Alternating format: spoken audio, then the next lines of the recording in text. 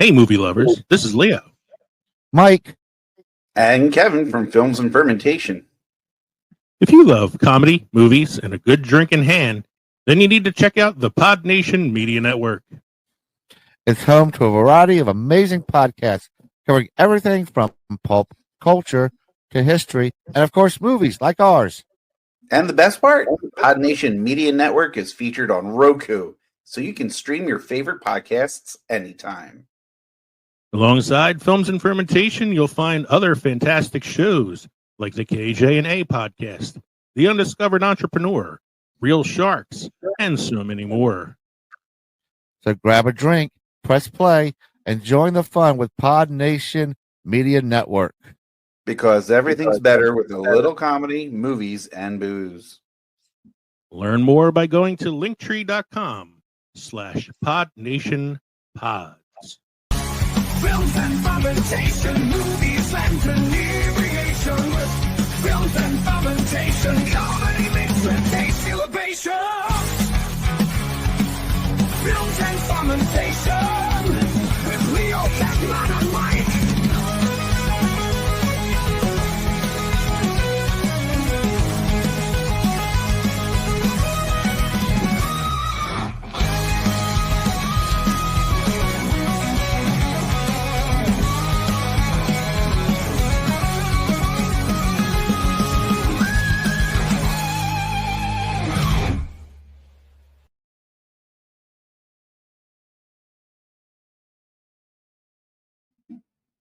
Hey, everybody, welcome back to Films and Fermentation. Thank you for joining us tonight for episode 194. That's right, we are slowly climbing the mountain towards episode 200. Stay tuned, we got something special planned for that. But tonight we are talking about AI in film. We're calling this one Cinema, Sips, and Sentience. That's right, we are Films and Fermentation, a movie and alcohol podcast, number one pop culture podcast on Good Pods, and the number one beer podcast on Good Pods. I'm Leo. I'm Kevin. Mike.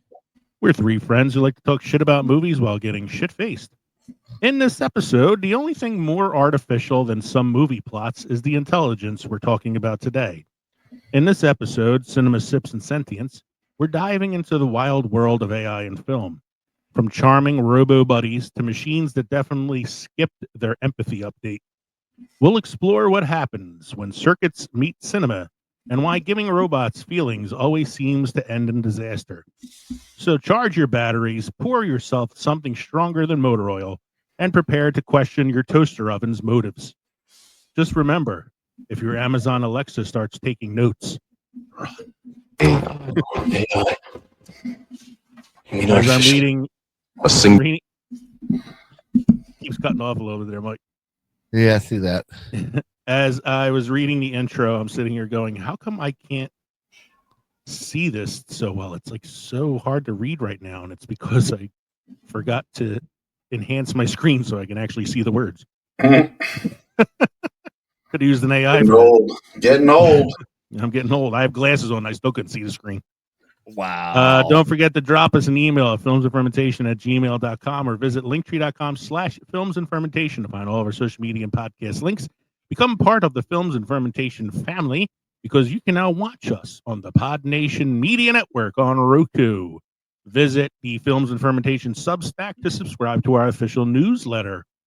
And Kev, it's funny. You always make a joke about how we finally have a website. Yes. And when I re-listened to episode 50 earlier today, that joke came up in that episode. We are about time. 144 episodes later. We're still making that joke. Yeah, that's Never gets old. We are an independent podcast, which means we are listener supported. So please consider joining our Patreon for as little as $1 a month to receive members only content. That's right. For a $1 donation, we'll help you create a woman out of thin air using 1980s computer technology and bras on our heads. That is a weird science reference for anybody who has no idea what I'm talking about. Not that we do that on our own anyway. Yeah. Go to patreon.com/filmsandfermentation or purchase our merchandise at teespring.com or text us at 904-867-4466. We're still gathering info for our mailbag episode that we're hoping to do at some point. So please send us any comments, any suggestions, any drinks we should try, movies we should talk about, questions you have, whatever it might be.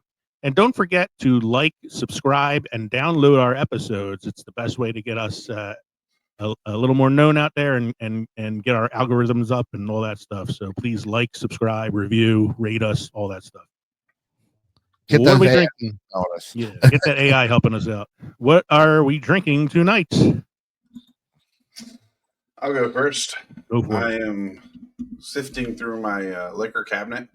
Found my trusty, reliable Bombay Sapphire, a Mhm. little tonic water, and a squeeze of lime. Sounds good. I always love the Bombay. Mike, what are you doing tonight? I'm going through my fridge of beer, and I found myself a Devil's Backbone Old-Fest Lager. Nice. And I decided that after last week's debacle,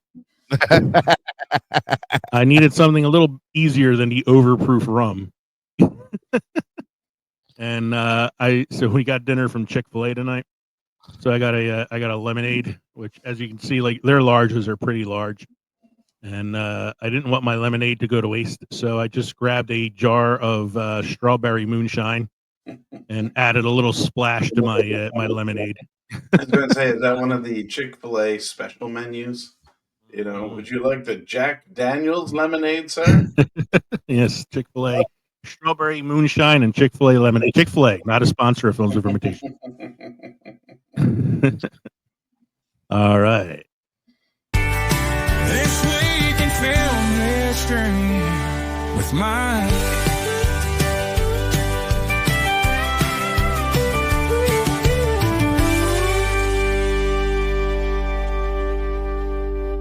This week in film history with Mike. All right. In 1958, Vertigo, American film noir psychological thriller, directed by Alfred Hitchcock, starring Jimmy Stewart and Kim Novak, is released. One of Best Alfred version Hitchcock's of best. High Anxiety I've ever seen. Yeah, High Anxiety. It's just an adaptation of High Anxiety. It is one of Hitchcock's best films. It's an amazing film. I love Hitchcock films. I saw something about this earlier today, so it's funny that this is on here now. Go ahead. Also in 1958, classic Hammer horror film Dracula, film starring Christopher Lee as the infamous vampire alongside Peter Cushing, directed by Terrence Fisher, is released. So these Dracula films must have all been like kind of released around the same time in the years that they came out, because one of the follow-up films came out this week as well, like in the 60s. It was called like The Blood of Dracula or something. And that also starred Christopher Lee and Peter Cushing. This is a good one. 1963, the first James Bond film, Dr. No, starring Sean Connery, premieres in the U.S. It's spelled N-O, not K-N-O-W. I know what our listeners are thinking. I just wanted to clarify. I was going to say, this is, so technically, the first James Bond film was Casino Royale, starring Peter Sellers. It was a comedic take on the James Bond spy story. Right. Not technically canon James Bond, though. No. Not even close. Oh, this is a great one. In 1989, national release of Field of Dreams, a sports fantasy drama film based on W.P. Kinsella's novel Shoeless Joe, starring Kevin Costner, James Earl Jones, Ray Liotta, and Burt Lancaster in his final film role. Is this heaven? This is Iowa. Well, Could have sworn it was heaven. Everybody wanted to come here. Ty Cobb wanted to play, but none of us could like the son of a bitch when he was alive, so we told him to stick it.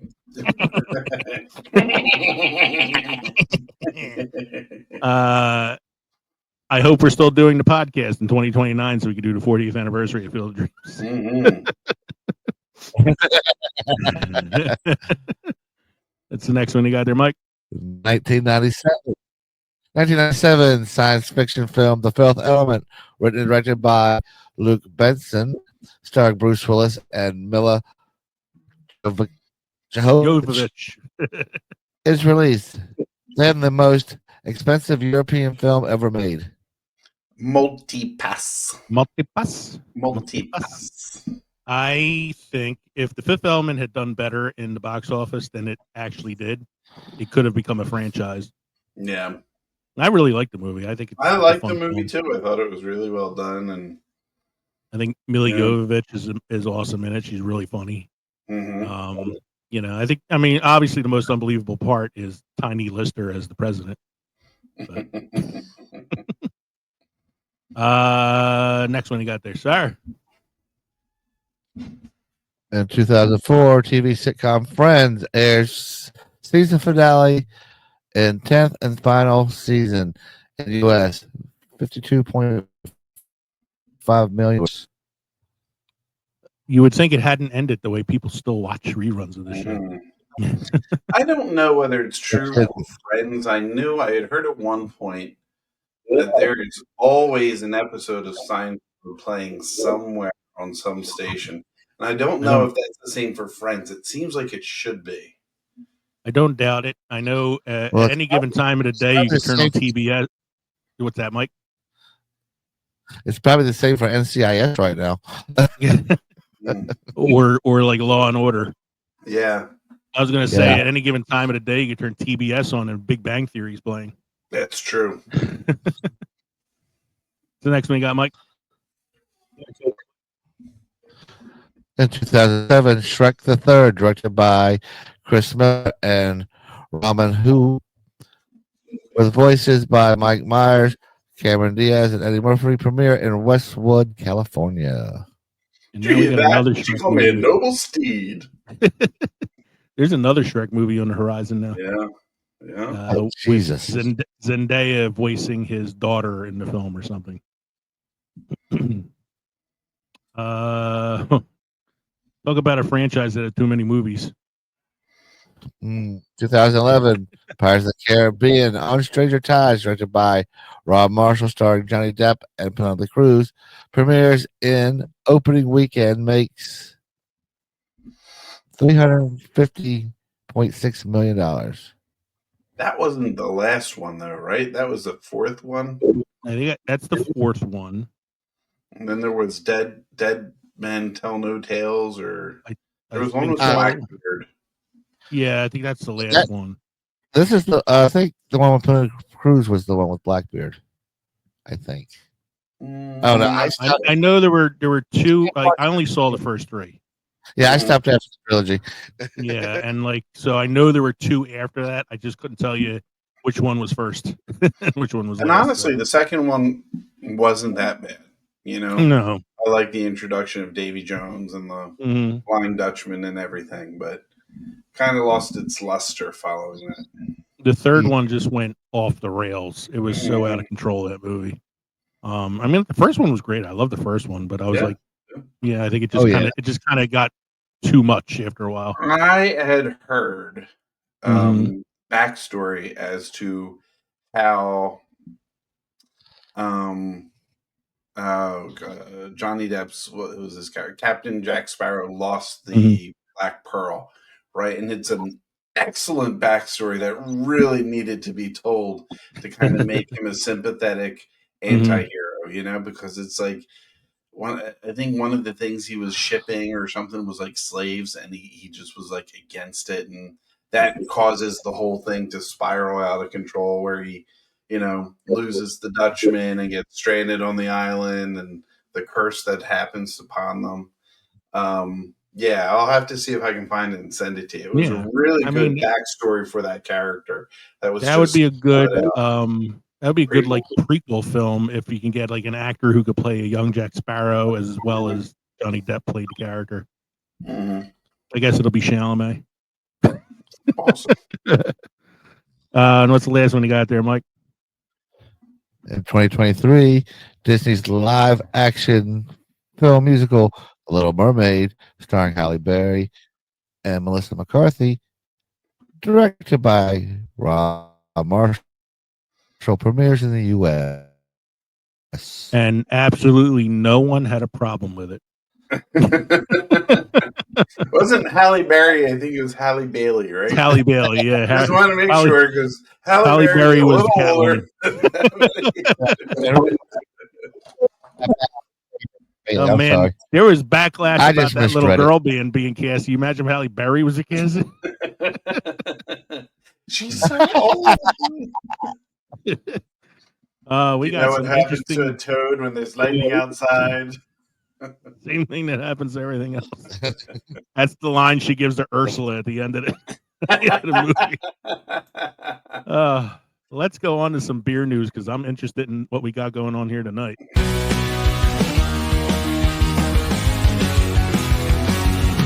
Kevin's here, he's here for beer. He's got news, it's beer news with Kevin.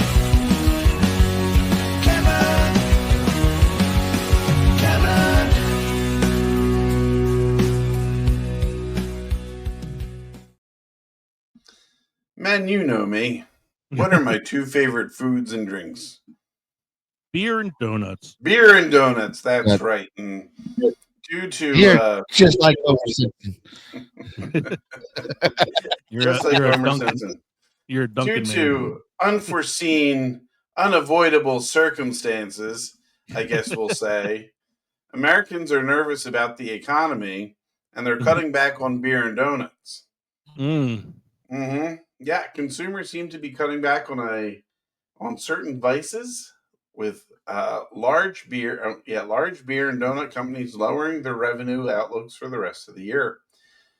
Blaming macroeconomic pressures and weaker consumer demand, the Molson Coors Beverage Company said it expects its 2025 earnings to be in the low single digits rather than the high single digits, as beer sales are down by 9% in the United States and 8% internationally.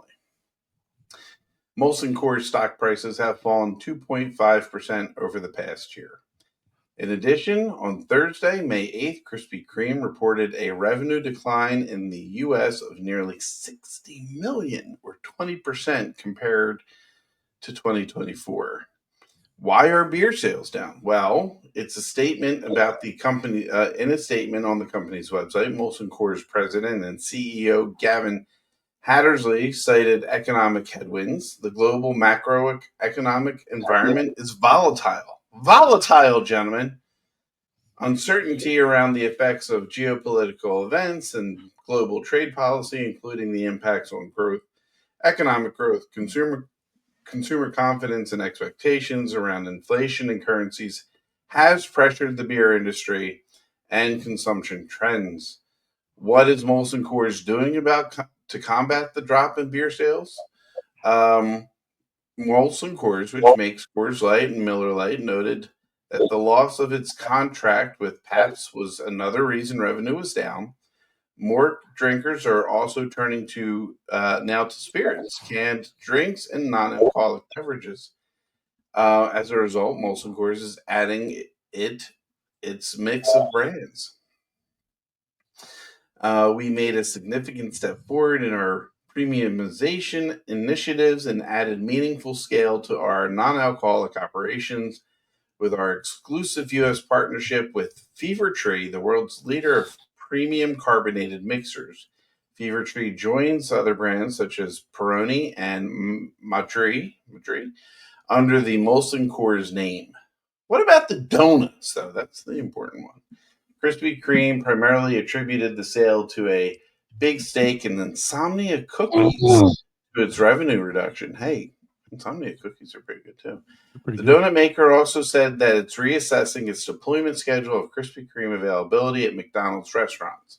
Krispy Kreme and its famous glazed donuts are currently available at more than 2,400 locations. The donut company said it will not try to launch into any additional McDonald's locations in the months ahead in 2025.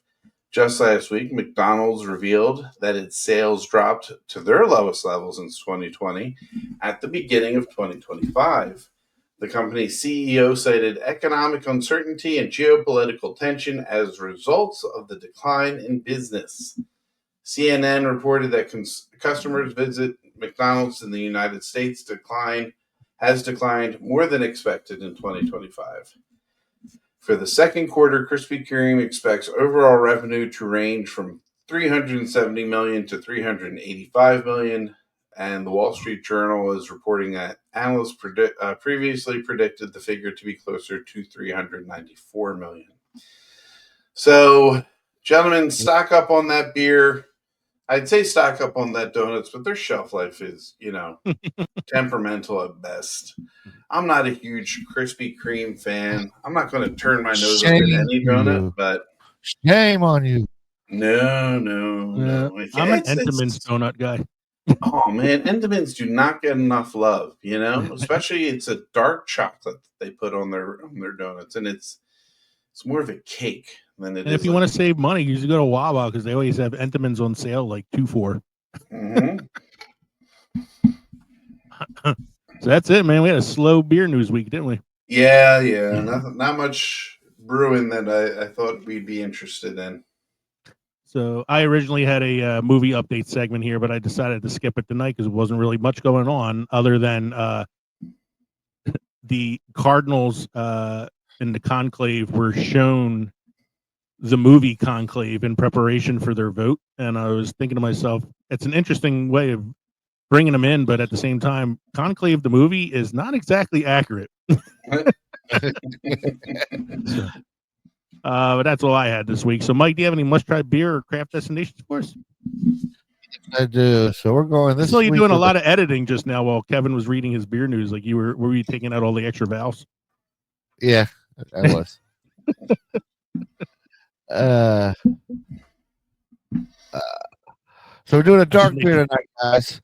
Okay. This is from Port Brewing. Lost Abbey's brewmaster Tomé Arthur has released 10 Commandments, a Belgian-style dark farmhouse ale brewed with raisins, fresh rosemary, and honey, and finished with wild yeast for added complexity. This mocha garnet ale, inspired by Belgian beers, offers rich notes of banana and fig with full-bodied rustic texture at 9% alcohol by volume. It's packaged in 750 milliliter corked bottles and released annually in limited quantities, 280 cases, during the brewery's anniversary. Port Brewing, founded in 2006, is known for award-winning American ales and Belgian-inspired Lost Abbey line, celebrated for their bold flavors. I like Lost Abbey. I haven't had this one, but I haven't had this one. I don't think I would pick this one of my own, on my own, but I would try it. I'd try a sip or a taster.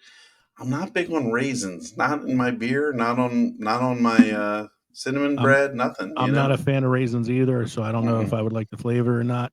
I'm looking at it on Untapped. I was looking it up as Mike was reading it, and it's got a 3.85 average user score on it out of 5 stars. So it's not like, low, but it's not like all the way up there either. Right.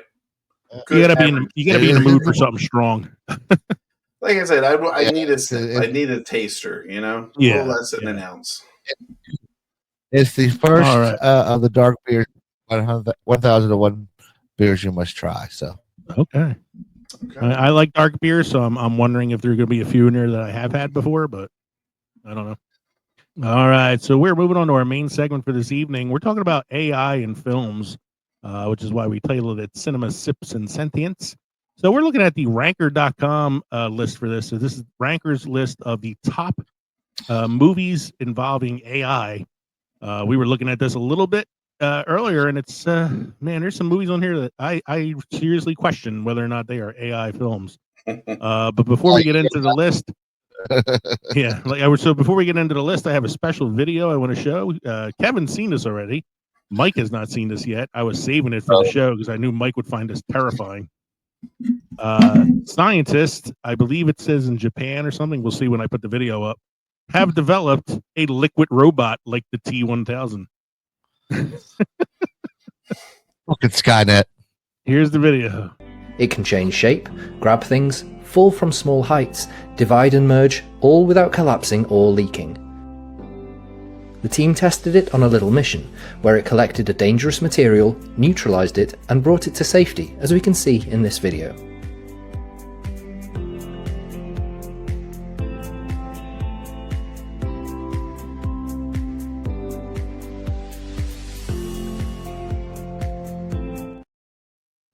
It's a little tiny liquid robot.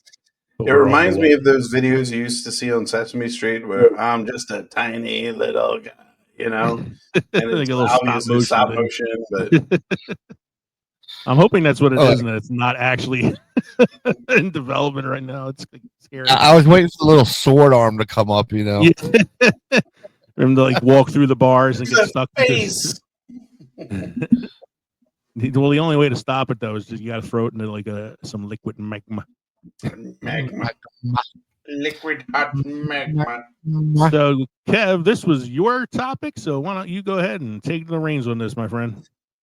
All right, there's a lot of AI out there, gentlemen. It's long captured the imagination of filmmakers and audiences alike, and it's given rise to some of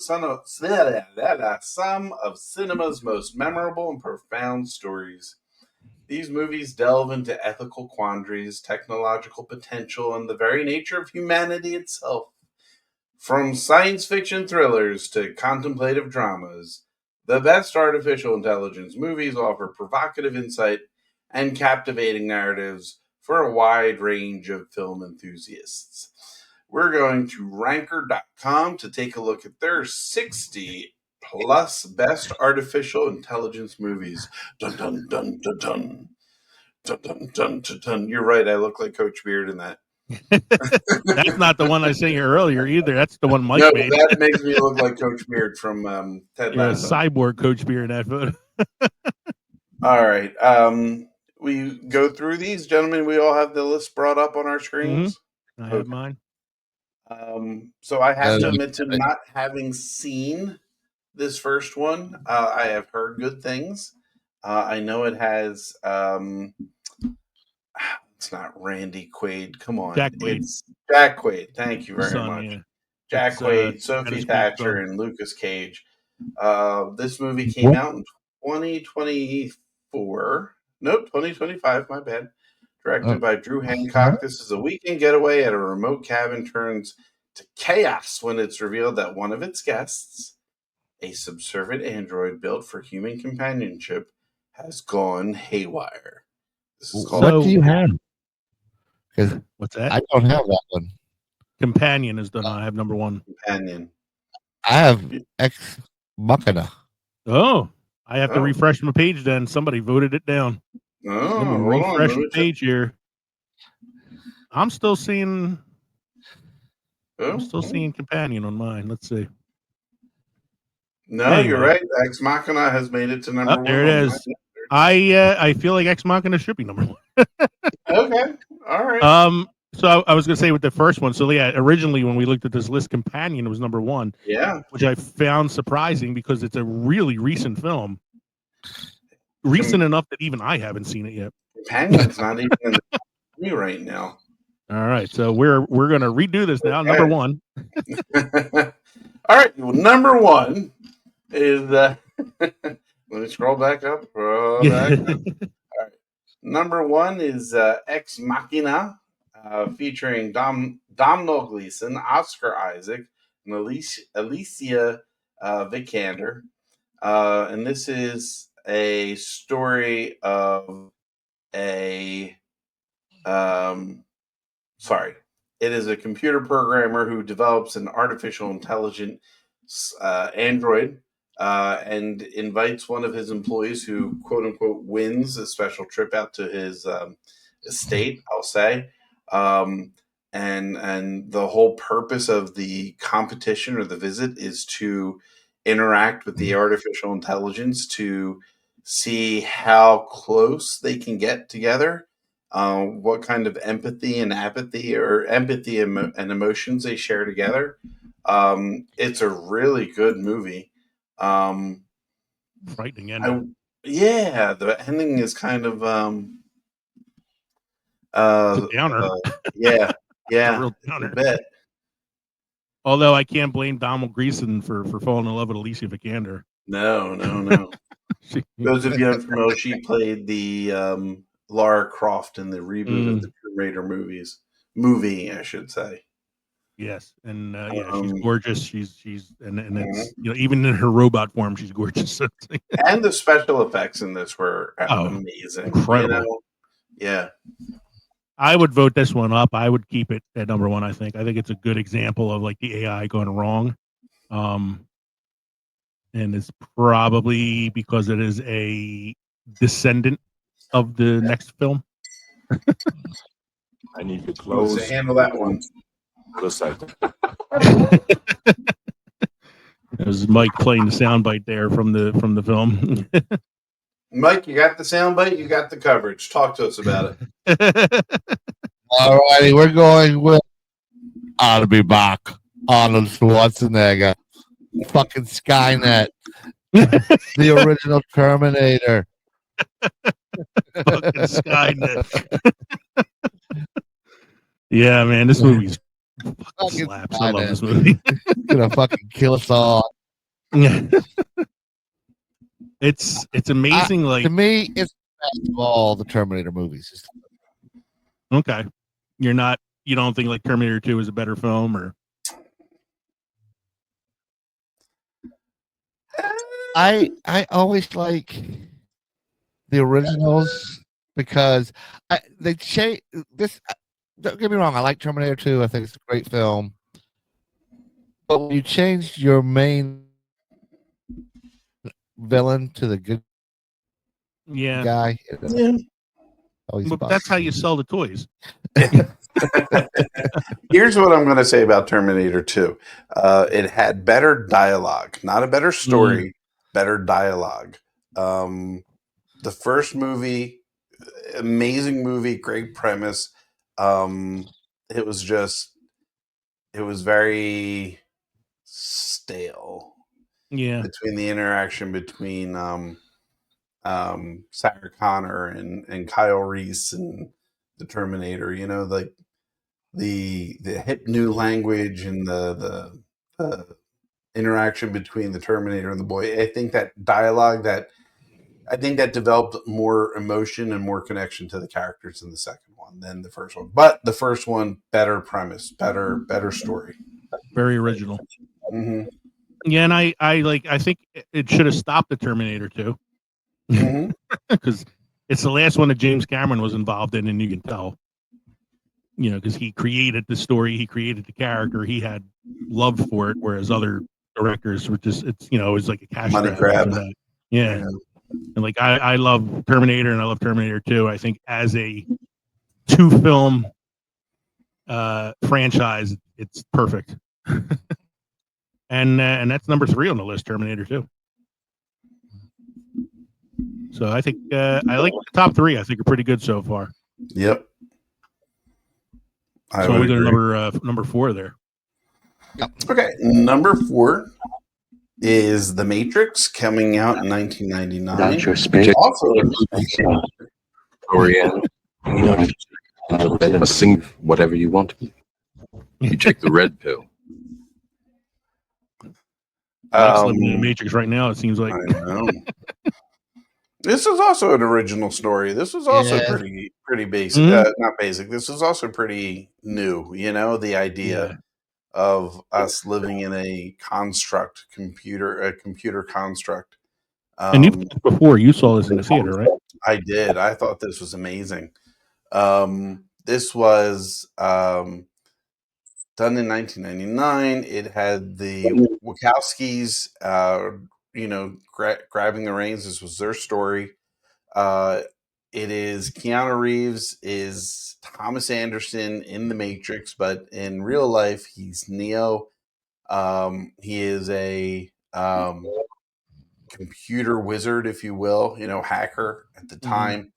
And it was going in and out of the Matrix, trying to free minds of humans who are being harvested for the purpose of just creating energy and electricity for the machines to run on.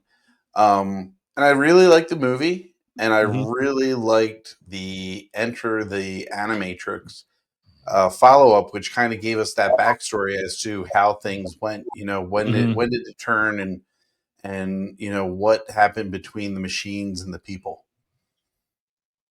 It was a really cool video game for the Matrix as well. Yes, It was, I think it was like a PS2 game, maybe, or it was. PlayStation 1, but it was a It was Enter the really good Matrix. one. Maybe I'm getting the titles mixed up. Enter the Animatrix was the Matrix, movie, yeah, right? And that and had then like little, you know, vignettes. and that was a really good animated film. Yeah, It kind of gave us that, and that gave us a tide between the first movie and the second movie. You Mhm. know, like the things that had happened in the actual, you know, real world. So we got an update here. I threw an upvote on the Matrix, and it is now third place above T2. Wow. I was when I was scrolling through this the other day, I was like, "Oh man, why is this not on the list?" And I realized like I just really wasn't paying a lot of attention to it because number 5 is 2001: A Space Odyssey, and I originally didn't think I saw it on the list, and I was like, "Where the fuck is this at?" Like, You want to cover I'm it? gonna take this one, man. I'm gonna take Find this that one. This rather is the Hit it. yeah. Here you go, Mike. Here you go. You got HAL 9000. Like this is so if Metropolis was like the original silent sci-fi film about robots and all that stuff, like this is really to me the first film about an AI run amok. Yeah. This is 1968 Stanley Kubrick, 2001: A Space Odyssey. Group of astronauts on a mission to I think it's Saturn, I want to say, or Jupiter, and the computer that runs the ship, HAL 9000, has a meltdown and takes over and kills some of the crew, and it's like the first instance of AI gone wrong. You know, the whole I'm scared, Dave. What are you doing, Yeah. Dave? You know, I and had to then watch it, and then I had to watch it again to understand: was it HAL 9000 having a meltdown, or was it getting additional information from the black hole? Because I think they were going to investigate a black hole, and yeah, it was losing it between the mission that was given to them and the mission that was coming from the black hole, and it was like losing it. it was like Between those kind of two. becoming sentient in a way, and turning, yeah, and it was like trying to take over the mission. Yeah, Yeah. very creepy at the end when they, you know, finally defeat him and he's singing the Daisy song and his voice is trailing off at the end. Daisy, Daisy. And then that leads to number 6 on the list, which is almost exactly the same as 2001: A Space Odyssey. Why don't you take it, Kevin? Exactly the same. Disney version. Hit it, Mike. Like it.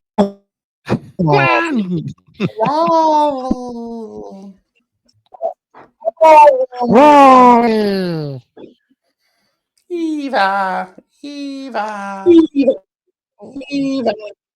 My favorite robot in the movie is the little one that cleans the floors. Mo. The dustpan. Mo. Mo. Yeah. I'm debating whether or not I want to vote Wally up. I don't want it to take over 2001: A Space Odyssey, but I also feel like it deserves a vote. So I'm giving it a vote up. Okay, I give it a vote. I'm going to leave it where it's at. It's a good movie. And trust me, I think they're adorable, but I'm going to leave it where it's at. Oh, Mike and I voted it up, but it stayed at number 6. So it does say here it's also ranked number 2 in the best movies of 2008. Oh, how about that? I have to look at that list. I want to know what the best movie of 2008 was.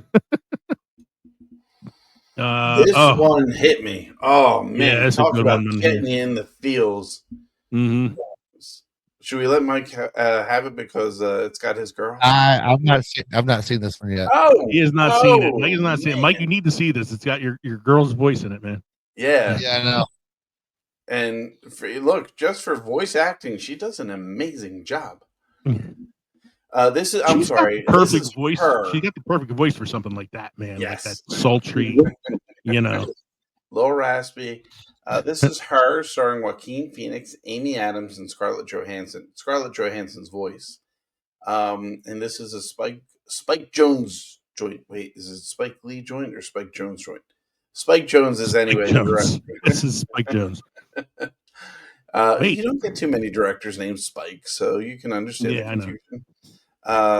This is Her.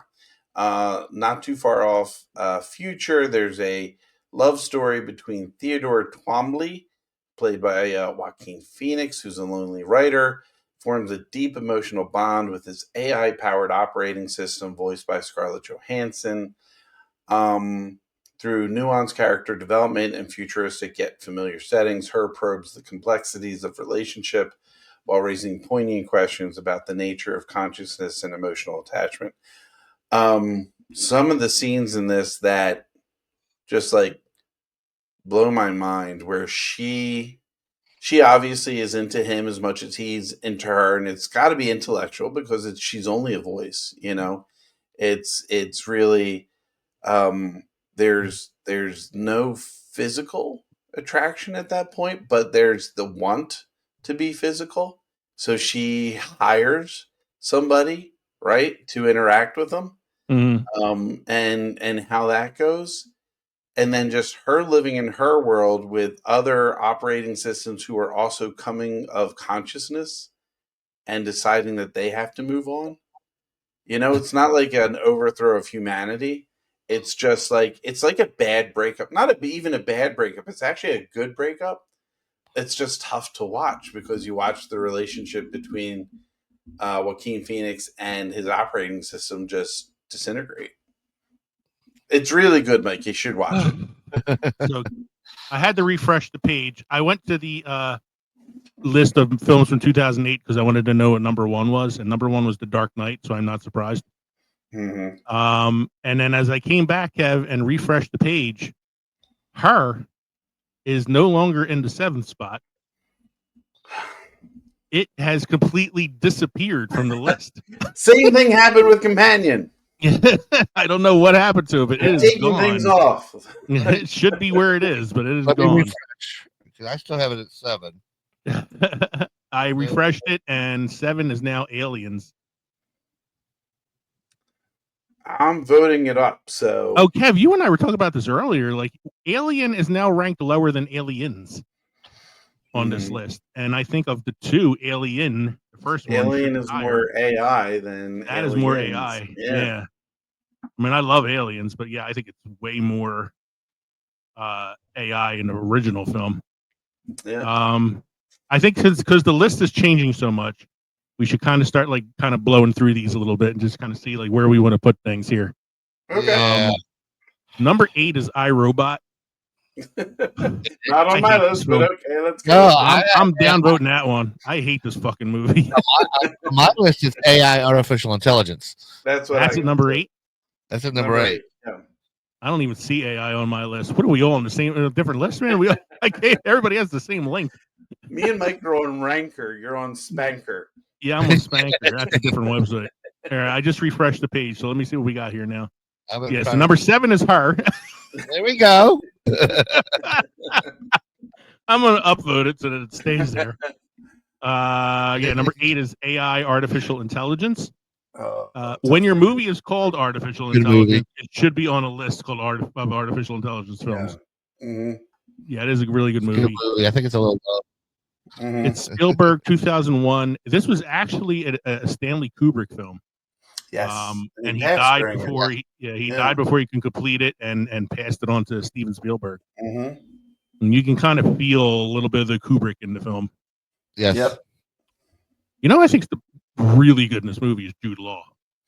Jude Law's character is very good. Yeah, he's also a companion robot for people, and he gets framed for murder. Sorry, spoiler alert, guys. Yeah. I know the movie's not that old. But his relationship with Haley Joel Osment's character in the film is fun, and I do think the film is a little long. It goes on for a little too long at the end. Yeah. But until that point, it's a good movie. Yeah. The fact that a child is created, an artificial intelligent child, because of parents who were having difficulty with loss or lack of family, you know. Right. So now Alien is 9 and Aliens is 10. And as Lou and I was discussing earlier, go ahead, Mike. Let's get your. What do you think?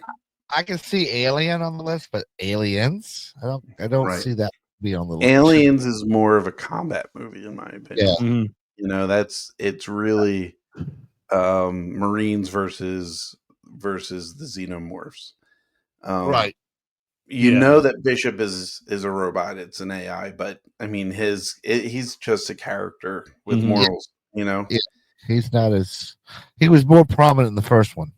You know, that was Ash in the first one. Ash Yeah. Yeah. And well, Kevin and I were talking about this, Mike, when you took a little break earlier. The AI, an alien, is the ship itself, its mother Right. computer, and to me, like that's more the AI element than Aliens. Aliens is more, like you said, Kev, it's an action film Yeah. Right. more than anything else. And then that makes iRobot number 11, which is where I think it should be because I hate that movie. And number 12 is Bicentennial Man, a film that I think the two of you like a lot more than I do. I do. I like this movie a lot. I think it's a little long. Mm-hmm. Yep. A little long, but I enjoyed the movie. Mm-hmm. No, I like the idea, the premise. Robot.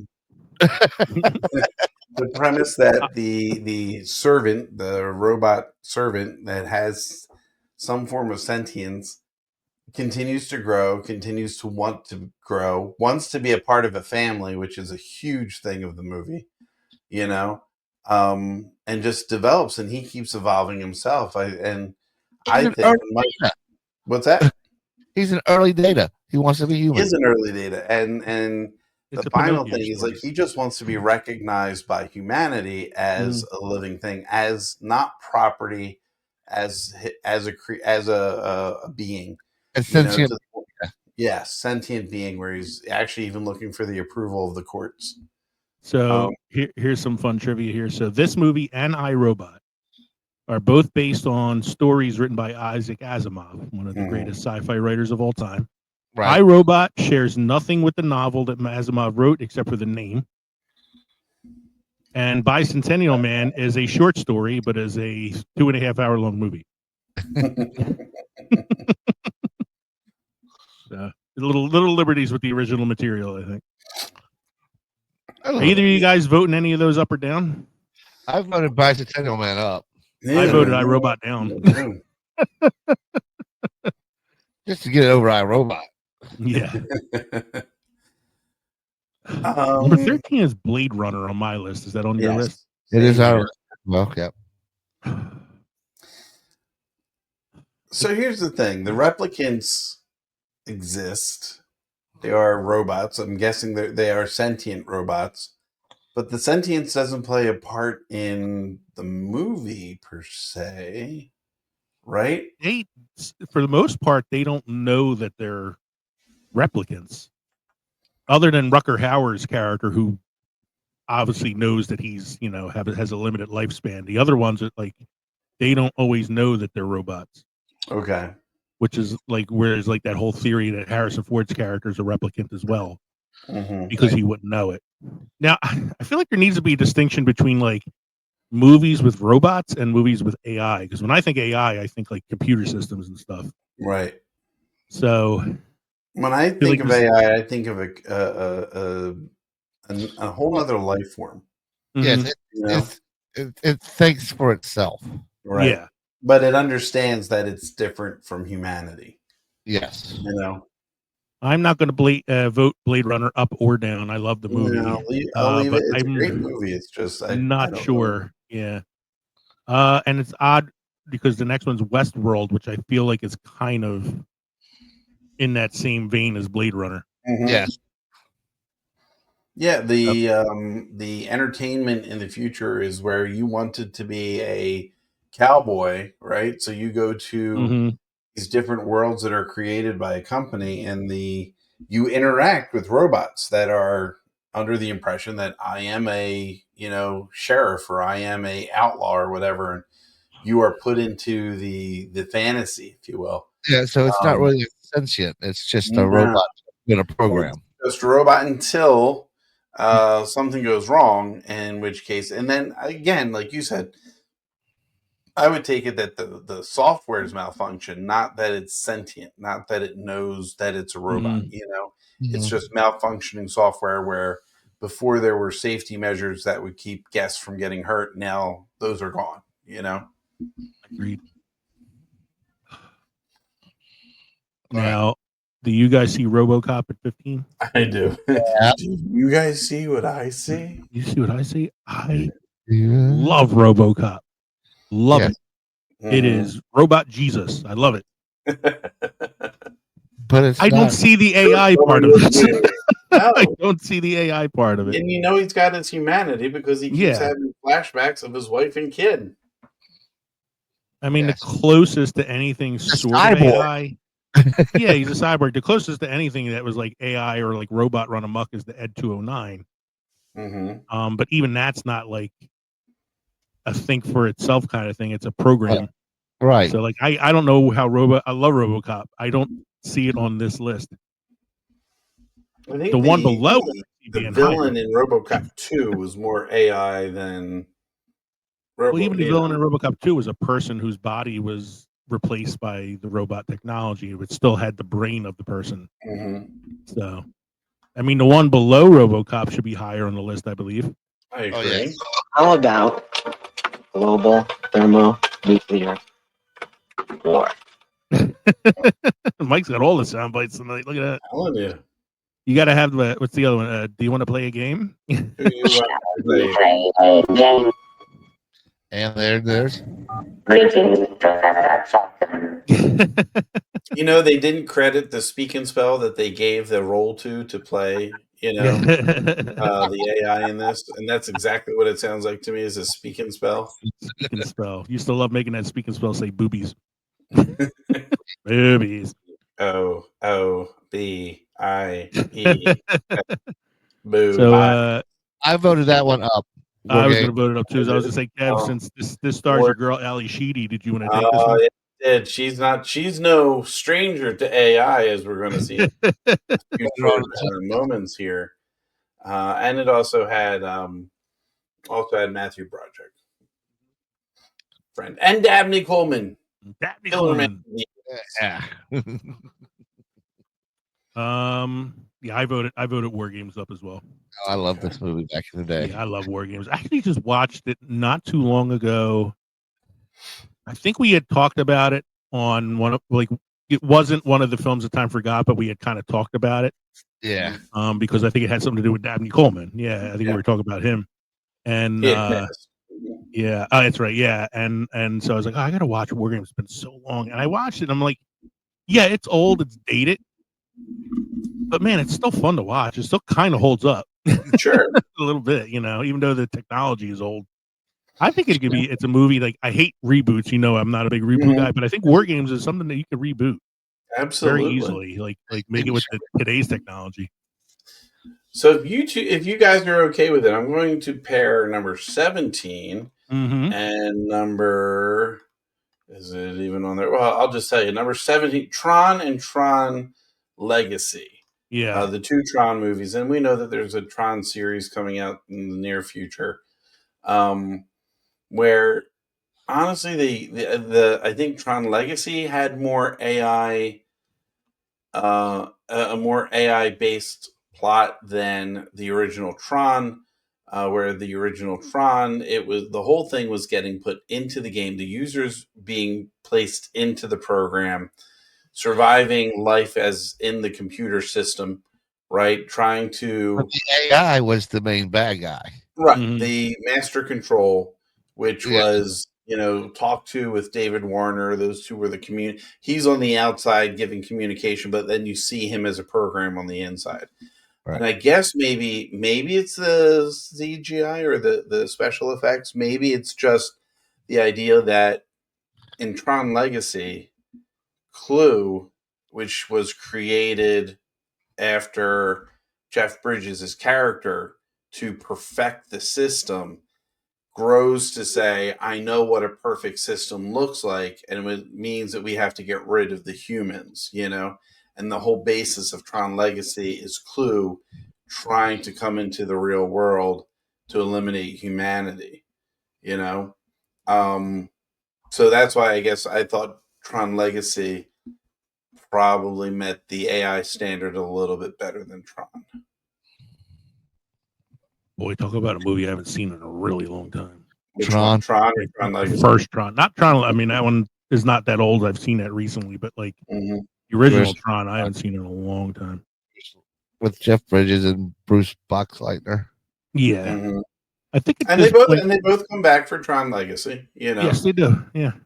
Mhm. I think at this point we should just start scrolling through and seeing if there's anything that any of us want to point out. 20. Okay, well, you guys know I'm going to point out one of them. I know No. you're pointing out Short Circuit at number 20 Yes. There was some, yep. because I am pointing out Flayed the Navigator at number 19. See, Flay the Navigator. I do want to say AI, but I think it's more alien than I think it's artificial intelligence. Or Yeah. maybe the two go hand in hand. Yeah. Love the movie. Well, I mean- one of my favorites as a kid growing up. Yeah. You know, especially he scans his brain and now he's got Pee Wee Herman's voice. It's a good movie. Mm-hmm. But if my mindset's in AI, I'm not quite sure. I have to figure it out. Johnny Yeah. 5 live. Yeah, Yeah. some of these are like you know, kind of like stretching Mhm. Yeah. the definition of it. I think That's Short why I Circuit wanted to now- point at Short Circuit. Go I ahead. would point out Short Circuit. I voted it up. I feel like that's one that should be a little higher. Mhm.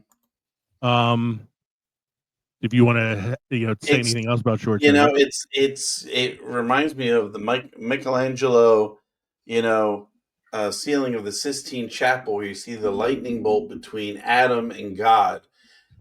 Johnny Five is struck with a lightning bolt, which opens his eyes to humanity, and then he becomes a sentient being. He is then alive. Johnny Five is alive.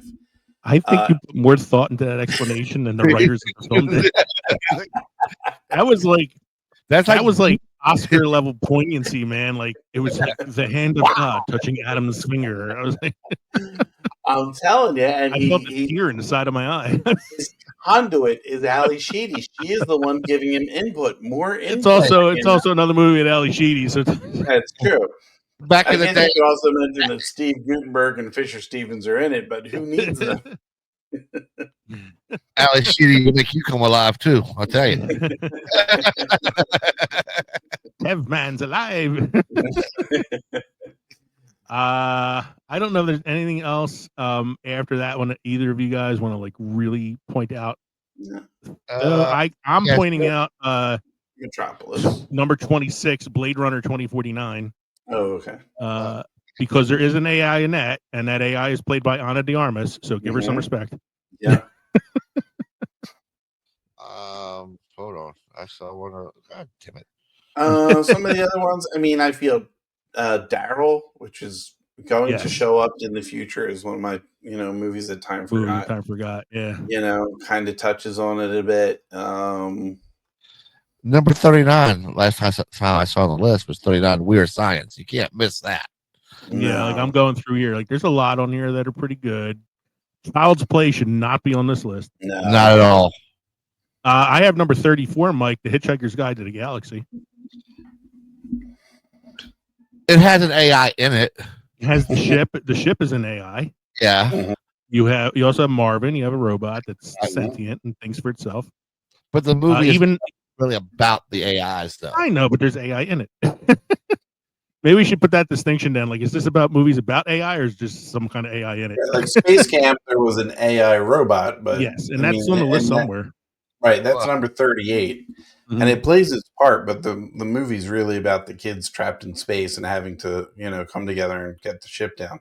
What do you guys think about Free Guy? I thought it was a fun movie. I thought it was a fun movie on this list. Yeah. I mean, it's a non-playable character that becomes aware that it's a non-playable character. Mhm. Think of The Sims. If you had a Sims game and one of your Sims, family members or whatever realized what it was. Like if that Probably sim blow really its head was off. feeling pain when you locked it in a room with no bathroom. I'm looking at my list. Remember how I was going off on number 1 being Companion? Yeah. I just came across it. It's number 42. It dropped. It dropped big. Space Camp is at 37. I'm voting that Mhm. one up. Let's see what else we got here. Bill and Ted's Bogus Journey. That's an interesting one. Yeah, I don't know if I would put that one on the list either. I know there's like a robot or something in it. I haven't seen this one in a while, so It's not my favorite of the two either. no. Or the three. I still a third one too. I want to see that movie Companion though. It's got a really good Rotten Yeah. Tomatoes scores from Yeah, both yeah, I've viewers seen a and clip of it, and I critics. was, I know what she is, and it's like, oh my god, and you feel for her, you empathize. How about Hellboy 2's on here? Like, I don't think Hellboy 2 why? I think they're talking about the army at the end, the Golden Army, but they're more an army controlled by one person than an army with AI. Exactly. I can't recall Simone. Simone is Al Pacino. Yeah. And Evan And Rachel it's Wood. like an overnight, it's an AI generated actress, and it becomes a sensation. And I guess maybe at that point it's the ethical. Reading it, it's like, how do you treat it if it's sentient and it's like an actress, but it's a product of something? Do you have to give it respect? Do you have to worry about what movies you put it into, and how it's used at that point? It's a computer program, but it's a sentient computer program. But all I know is she had a great ass. She had a great ass. Further down the list, number 49 is a movie called Dark Star. It is John Carpenter's first film, and it is kind of like if 2001: A Space Odyssey was a comedy. It's a very similar vein in that respect. Number 55, The Black Hole. Yeah. Yeah, I think that should probably be a little higher. Matrix Resurrections. I have not seen the fourth Matrix film yet. Have any of you? Yeah, I have. How was it? Yeah. You can wait. That's some high praise. It wasn't terrible. It's just I think there had been too much time between, so it kind of lost its luster. How about this one, number 62, Avengers: Age of Ultron? That should definitely be higher. That is definitely AI. Yeah, that could probably be a little higher. And Transformers. We're here to protect your planet. Yeah. I'm really low on the list now, and I'm not seeing too many things that are like sticking out to me. So no, but something popped up that I definitely want to make sure I do watch. I think it should be streaming now. It's called The Creator. Oh, I heard really good things about that. Yeah. It's Coleman Domingo is the star, I believe, and I've heard really good things about that. I haven't seen that one yet either. Oh yeah, I wanted to catch that when that came around. Yeah, I think I'm so I have to check that out. Yeah, so I just refreshed the list, and right now, Ex Machina is still 1, Terminator is number 2, Matrix is 3, T2 is 4, 2001 is number 5, WALL-E is 6, Her is 7, AI is 8, Alien is 9, and Aliens is 10. So we made some changes tonight. I got AI to drop lower, so I'm happy about that. So there were a few movies that I didn't see on the list that I think should be at least given some mention. Megan, which is the recent horror film about the robot gone awry, which is getting a sequel soon. Who put Runaway on the list? I did. Yeah, is that the one? Was that Tom Selleck? Tom Selleck and Gene Simmons is the villain. Yeah, that's the one. And it's little spiders that chase people. Yeah, and Tom Selleck is the one that hunts them down. If any of you are fans of anything that Sam Rockwell does, you should check out Moon.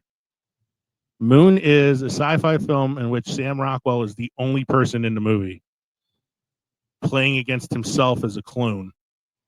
And it's a really, really good film. And the AI there's an AI like computer that is basically his only companion in the film. There's a movie called Upgrade, which is about a guy that gets an AI implanted into his brain that takes over his body when he's in dangerous situations. And the last one I have here is a very it's a really like amazing indie film with pretty good quality for an independent film. It's called The Artifice Girl. And was